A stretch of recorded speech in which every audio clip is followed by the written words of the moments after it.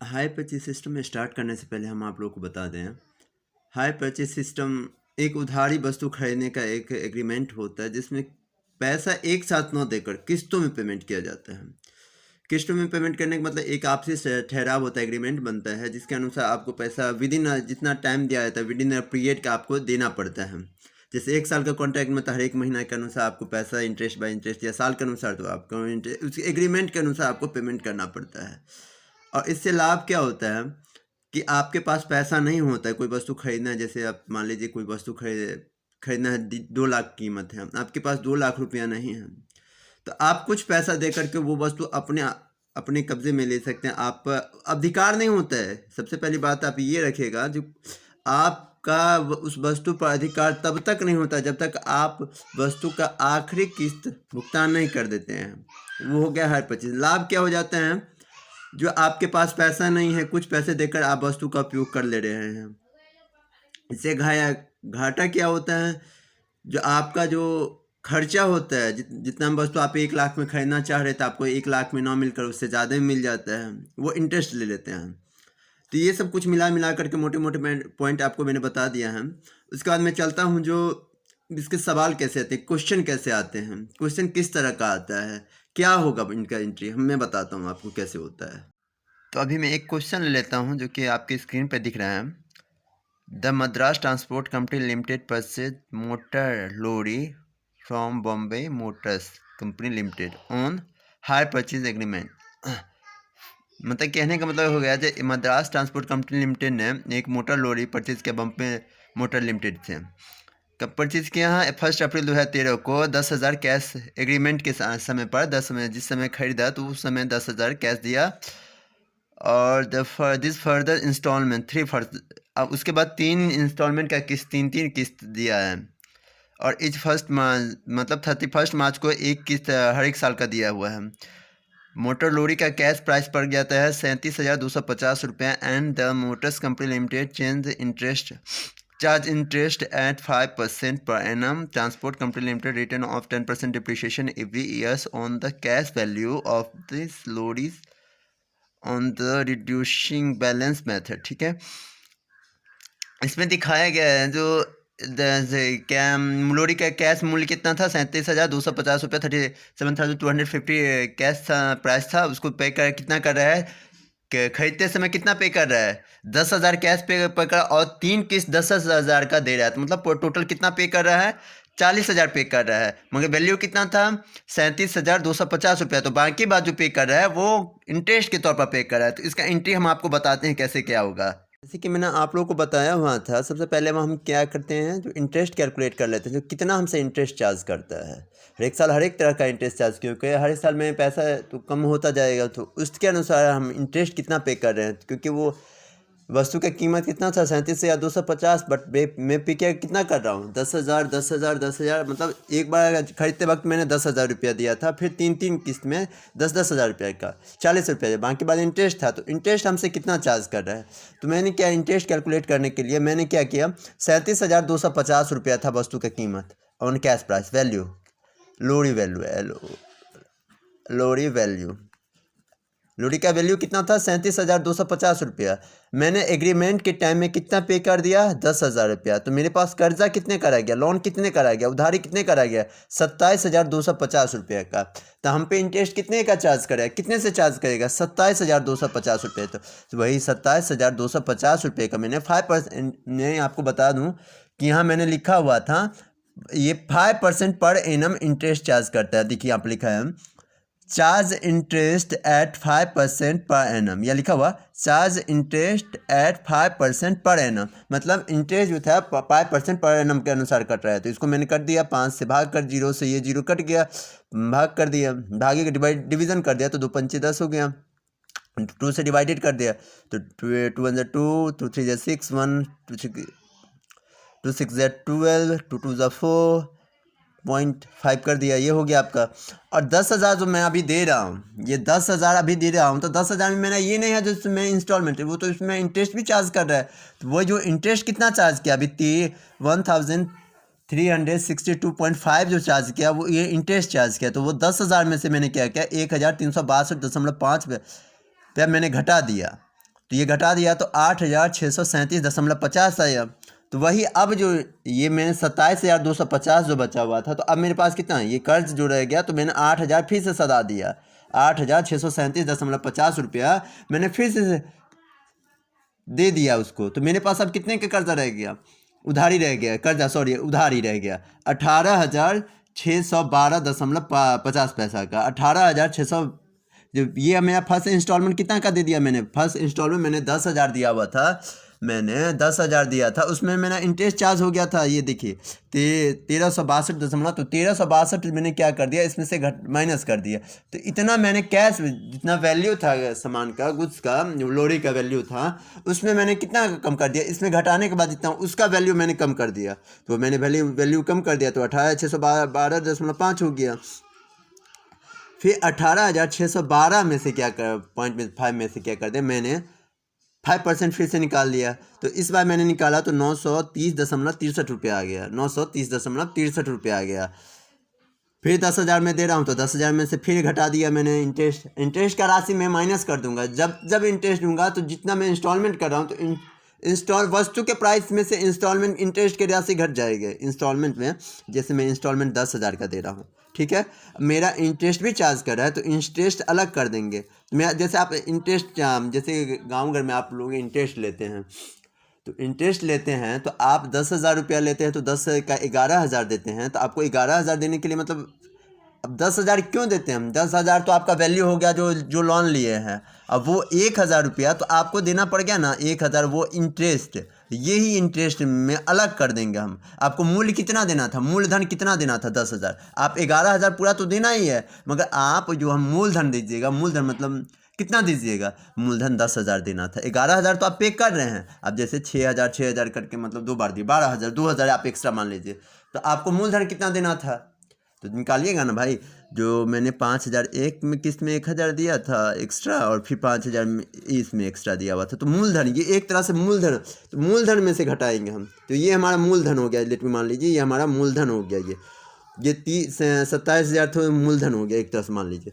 फिर second instalment, third instalment में घटा दें, डायरेक्ट नॉर्मली घटा देना, 10,000 में से जितना वैल्यू निकलता है मूलधन में उतना घटा देंगे, माइनस नॉर्मली इंटरेस्ट कैलकुलेट करेगा फिर भी वही आएगा, नॉर्मली ऐसे घटा दीजिएगा तो आ जाएगा।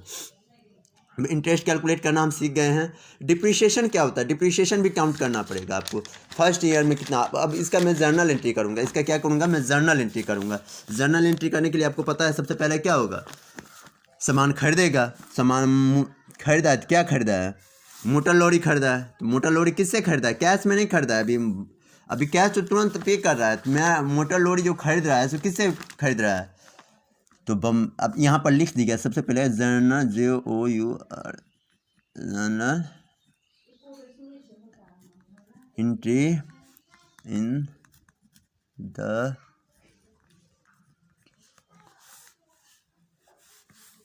Of the book of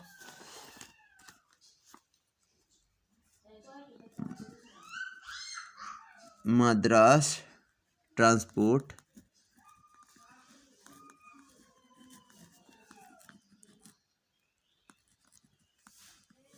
LTD, मतलब मैंने मद्रास कंपनी लिमिटेड का बुक में जर्नल एंट्री प्रविष्टि कर, हम जर्नल प्रविष्टियाँ करते हैं। सबसे पहले आपने क्या खरीदा है, लोरी खरीदा है, तो आप सबसे पहले जर्नल का डेट पार्टिकुलर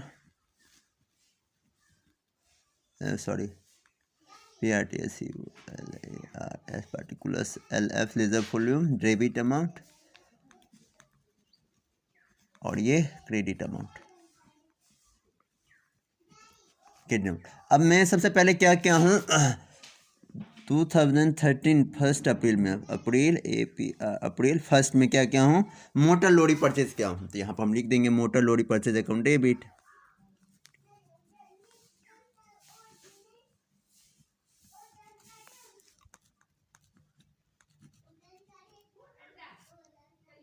ओह सॉरी परचेज नहीं पड़ेगा, अकाउंट डेबिट टू।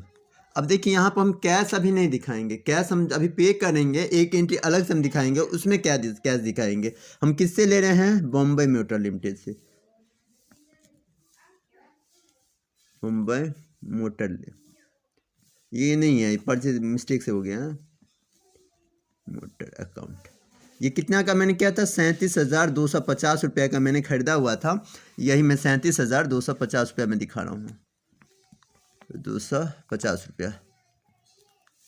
और फिर मैं सेकेंड एंट्री में क्या कर रहा हूँ, मैं सेम तारीख को क्या करता हूँ, कैश पे कर रहा हूँ। कितना कैश पे कर रहा हूँ? तो बॉम्बे मोटर को पे कर रहा हूँ। जो मैं एंट्री में बताया भी होगा, तो जिसको हम पे करते हैं उसको क्या कहते हैं? डेबिट करते हैं। जिसको पे कर दिया, तो किसको पे किया? बॉम्बे मोटर को, BOM, Bombay motor company account debit. हमारे पास क्या जा रहा है? कैश जा रहा है। तो बैंक कैश में यहाँ पर नहीं होता है, कैश दे दीजिए, बैंक दे दीजिएगा, बेटर रहता है। तो बैंक अकाउंट, बैंक अकाउंट में कितना दिया? 10,000 रुपया मैंने तुरंत पे कर दिया। फिर 10,000 मैंने उसी, अब याद रखिएगा, आपने इंटरेस्ट कैलकुलेट करा हुआ था, इंटरेस्ट कैलकुलेट करा हुआ था। तो इंटरेस्ट हम जो चार्ज करेंगे ईयर के एंड में करेंगे। हम क्या करेंगे? ईयर के एंड में करेंगे हम। तो ईयर के एंड में कब होता है? अप्रैल से स्टार्ट होता है तो मार्च ईयर एंड होता है। यहाँ मैंने 2013 दिखाया हुआ था, तो ईयर एंड कब होगा? 2014 में, मार्च 31 मार्च को क्या होगा? मार्च को। तो अब इंटरेस्ट कौन चार्ज करता है? हम तो इंटरेस्ट हमारे लिए क्या होता है? खर्चा होता है। तो खर्चा को क्या करते हैं? डेबिट करते हैं। तो इंटरेस्ट अकाउंट डेबिट टू, कौन चार्ज कर रहा है? तो बॉम्बे मोटर हमसे चार्ज कर है, बॉम्बे मोटर कंपनी। शॉर्ट में लिख दे रहा हूँ, कोई ज़रूरी नहीं है पूरा लिखने का। ज़रूरी तो है, बट यहाँ पर क्या करिएगा, स्पेस का थोड़ा कॉपी पे थोड़ा दिक्कत हो जा रहा है। दिक्कत नहीं, बोर्ड पे रहता तो पूरा आ जाता आपका। ये मैं सेम एंट्री कर दिया। अब आप ये फिर से क्या कर रहे हैं? पे कर रहे हैं, कैश दे रहे हैं। मैं बोला हुआ था जो वर्ष के अंत में आप 10-10 हज़ार करके दे रहे हैं। फिर वर्ष के अंत में आपने कितना दिया है? 10,000 रुपये। किसको दिया है? तो फिर हम यही डेट में हम क्या करेंगे? बॉम्बे मोटर को क्या करेंगे? पे कर रहे हैं, BOM, Bombay motor LTD account debit to, bank से दे रहे हैं तो बैंक अकाउंट, कितना? 10,000 दे रहे हैं, तो 10,000 हम दे रहे हैं, 10,000 हम दे दिए। ठीक। अब फिर हम क्या करेंगे? जो हमारा एसेट था, एसेट पे हम डिप्रिसिएशन कैलकुलेट करेंगे। डिप्रिसिएशन कैलकुलेट करेंगे तो डिप्रिसिएशन जो हमारे लिए घाटा होता है, तो जो सभी खर्चे और हानियों के क्या करें? डेबिट करें। तो खर्चा डिप्रिसिएशन मेरे लिए घाटा होता है, तो डिप्रिसिएशन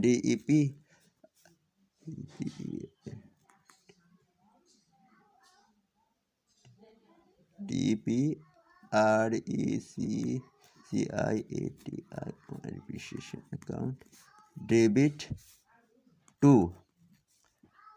डिप्रिसिएशन किस पे लगता है? फिक्स एसेट पे लगता है, फिक्स एसेट पे लगता है। तो किस पे लगा? मोटर लोरी पर, लोरी अकाउंट। कितना लगा? डिप्रिसिएशन निकालेंगे हम, 10% के अनुसार कर रहा है। तो जैसे मेरा अब गुड्स का वैल्यू कितना था, अब ये मैं कैलकुलेट करके बता दे रहा हूँ यहाँ पर। 37,250 गुने 10/100। तो अब ये जीरो कट गया आपका। तो देख लीजिए, अब बराबर हो गया 37,25। तो ये आपका फर्स्ट ईयर का डिप्रिसिएशन हो गया, 37,25। डिप्रिसिएशन। अब डिप्रिसिएशन को हम क्या करते हैं? प्रॉफिट एंड लॉस अकाउंट में ट्रांसफ़र करते हैं। क्या करते हैं? प्रॉफिट एंड लॉस में जो घाटा होता है उसको क्या करते हैं? प्रॉफिट एंड लॉस अकाउंट में ट्रांसफ़र करते हैं। तो statement of profit and loss account,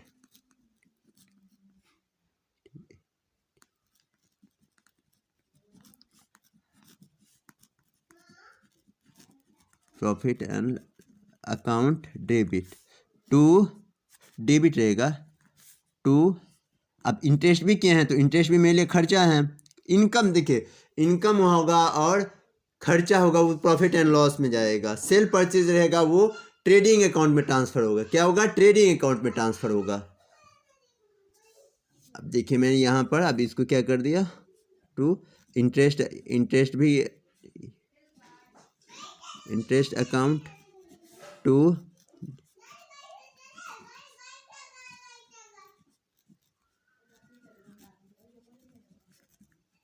depreciation account, depreciation हमसे कितना 3725 चार्ज किया हुआ था, और 3725 और ये 1362 63 कर सकते हैं, ऐसा कुछ नहीं है।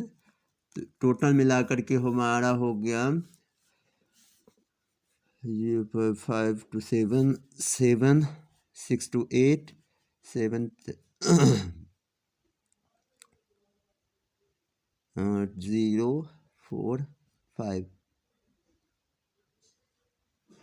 5 कितना हो गया 5.5 है। हाँ, ये हो गया आपका, ये आपका स्टैंड। अब आप सेल परचेज जो किए हैं, परचेज को आप क्या करिएगा, ट्रेडिंग अकाउंट में ट्रांसफ़र कर सकते हैं आप, ट्रेडिंग अकाउंट में। बट अभी क्या कीजिएगा, ये जो होता है मतलब क्या कहते हैं इसको, ट्रेडिंग अकाउंट में किसको ट्रांसफ़र करते हैं, परचेज और सेल को। सेल, अब सेल मतलब क्या, किस साइड करेंगे, परचेज को किस साइड करेंगे, ये भी एक प्रॉब्लम है। इस सब के लिए आप मेरे चैनल को सब्सक्राइब कर लीजिए, प्रॉफिट एंड लॉस अकाउंट आपको अच्छा से बताया जाएगा। इसी तरह आगे ईयर का भी हम इसी तरह से, आप जैसे ये हो गया बैंक से पेमेंट करेंगे, इसके बाद से जैसे ये हो गया, अब नेक्स्ट ईयर से ये सारा एंट्री 2 साल तक और करेंगे हम।